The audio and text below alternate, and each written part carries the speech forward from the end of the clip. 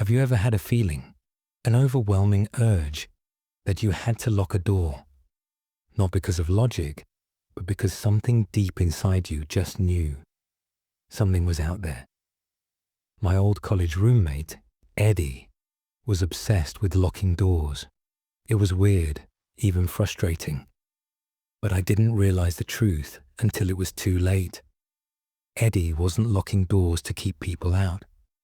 He was trying to stop something much worse from getting in. And when I let him back into my life, I made the biggest mistake of all.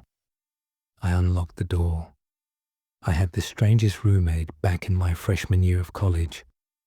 On the surface, Eddie seemed like a normal guy, maybe a little shy, but nothing too unusual. But every once in a while, he'd get this sudden, frantic urge to lock the nearest door. It didn't matter which door it was, our dorm room, a classroom, even the door at a party we were attending. If the feeling hit him, he would leap into action, sprinting toward the door and slamming the lock into place. Anyone who tried to stop him would be met with wild screaming, even physical aggression if they pushed too hard. It was like he transformed into someone else entirely, sweaty, paranoid, almost possessed.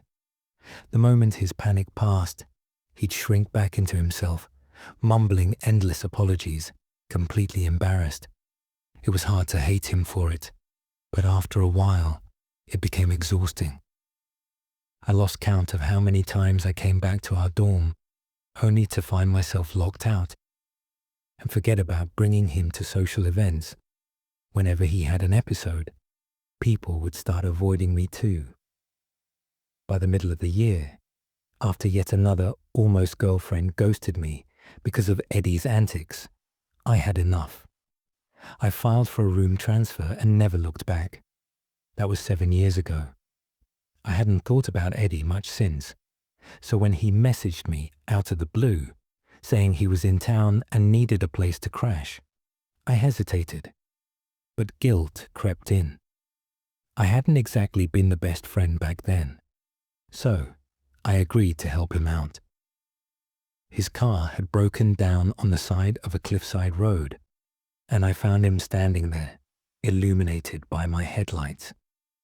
He looked leaner, more put together, but one thing hadn't changed. He was still drenched in sweat. As he climbed into my car, fumbling nervously with the door handle, I couldn't help but smile. Some things never change. We drove mostly in silence at first, but soon we slipped into reminiscing about old times, stupid college pranks, late-night study sessions, and all the weird things that had happened that first year. By the time we got to my apartment, I was actually glad I'd agreed to pick him up. I pointed to the couch. "That's the best spot I've got." "No problem," he said, setting down his duffel bag. "I'll be out of your hair first thing in the morning." "No rush," I replied, heading to bed. He seemed different, more mature, more stable. I figured whatever had caused his episodes in the past was behind him. I was wrong. At around 4 a.m., I woke up thirsty and walked into the kitchen for some water. The apartment was dark and quiet, but as I passed by the living room, I saw Eddie shifting uncomfortably in his sleep. He whimpered. Then suddenly, he shot up like a bolt of lightning, sprinting straight for my front door. He slammed the deadbolt, breathing heavily, his forehead pressed against the wood. "Ed," I called softly.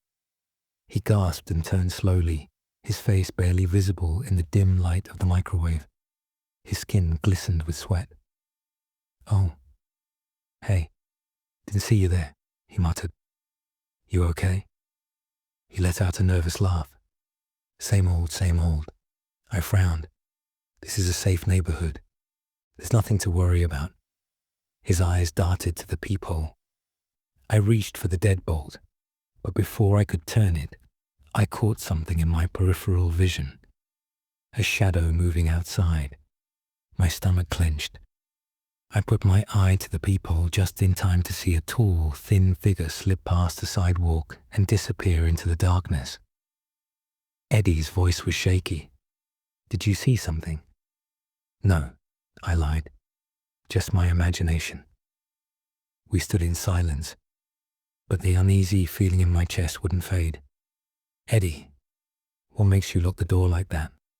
He hesitated. "When I was 8, I had this feeling I should lock the door. I didn't. And then," he swallowed hard, "some men broke in. My mom, she didn't make it. Damn, no wonder." Before I could respond, a noise skittered from outside. I whispered, "Did you hear that?" Eddie nodded, eyes wide. We crept toward the back of the apartment, stopping at my bedroom window. The blinds were up just enough for a thin stream of cold air to slip through. We listened. The usual city sounds, the wind rustling through bushes, a distant train, the faint hum of traffic. But then I saw it.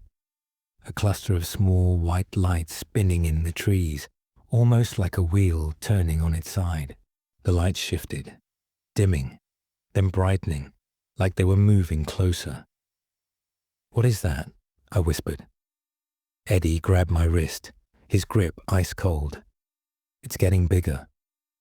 I slammed the window shut and locked it. "It's probably just kids playing with a toy." Eddie opened his mouth to respond, but his body tensed. He bolted to my bedroom door and locked it, his back pressed against it, chest heaving. I stepped toward him. "What are you doing?" His voice was barely a whisper. "It's in the apartment." A slow, deliberate creak sounded just outside my door. We weren't alone.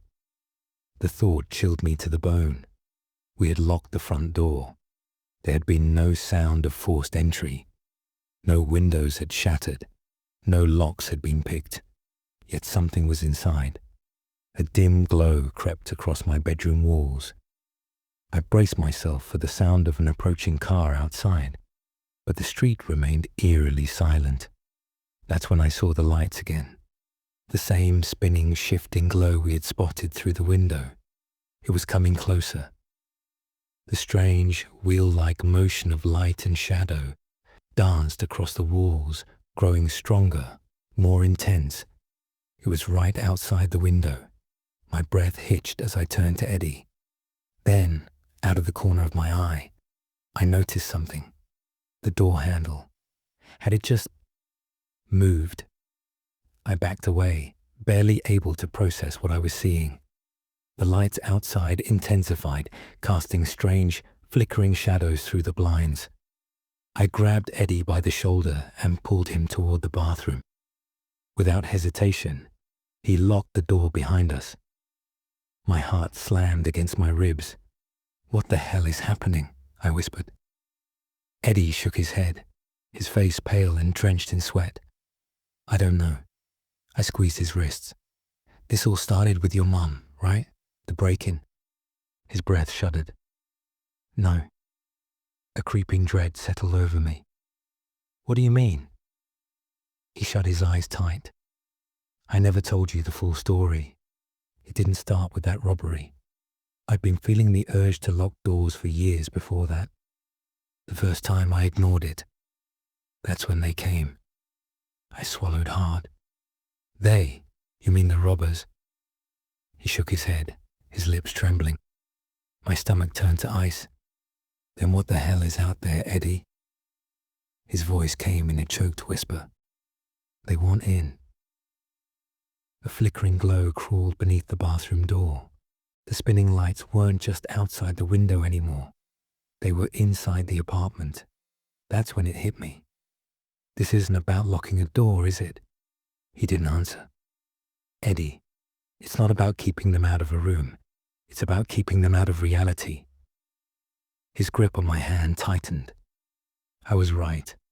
I couldn't take it anymore. I yanked him to his feet. "There's nowhere left to go, Eddie. Let's face them." His entire body shook. "No, no, no." I reached for the lock and threw the door open. The lights were eyes, blinding, shifting, searing into my mind. Beneath them slithered a monstrous form, its body twisted and writhing like a wheel of flesh. Every flicker of its gaze sent a fresh wave of paranoia, of fear, of doubt. My girlfriend was cheating on me. My boss despised me. My friends secretly hated me. Lies whispered straight into my soul. I kicked out at a massive, gaping mouth and grabbed Eddie's arm, dragging him out of the room. He barely resisted, his body limp with terror. I threw open the bedroom door and saw something worse. A thing of melted flesh and rotting, oozing darkness. It turned its ruined face toward me, and my chest seized with terror. It wanted in. Not just into my apartment, not just into my room. Into this world. It wanted in. And Eddie was the key. Somewhere deep inside, I felt an awful truth slither into my brain. I had to kill him. I had to... No, that wasn't my thought. That was its thought. I grabbed a lamp and hurled it through the window. Glass shattered. Cold air rushed in. Without hesitation, I shoved Eddie outside and followed, tumbling onto the hard pavement below. 3 weeks have passed. My arm still burns where that creature touched me. The doctors don't know why. They found no acid, no infection, no reason, just a handprint that won't heal. Eddie and I parted ways the next morning. I told him to stay strong, to fight back against the fear. He nodded, but he didn't believe me. Today, I saw him again. He was in a bar, surrounded by people, laughing. But as I moved closer, I heard his words, poisonous, hateful, dripping with venom. His new friends nodded eagerly, feeding off the same dark energy. My stomach turned. I backed away, glancing toward the dim corner of the bar. A twisted, melted grin met my gaze from the shadows behind the television. I had unlocked the door. But Eddie, he let them in. If you had a gut feeling that you had to lock a door, would you listen to it? Or would you ignore it and take your chances? Let me know in the comments. And if you want more terrifying stories like this, hit that like button and subscribe to Creepy Hive.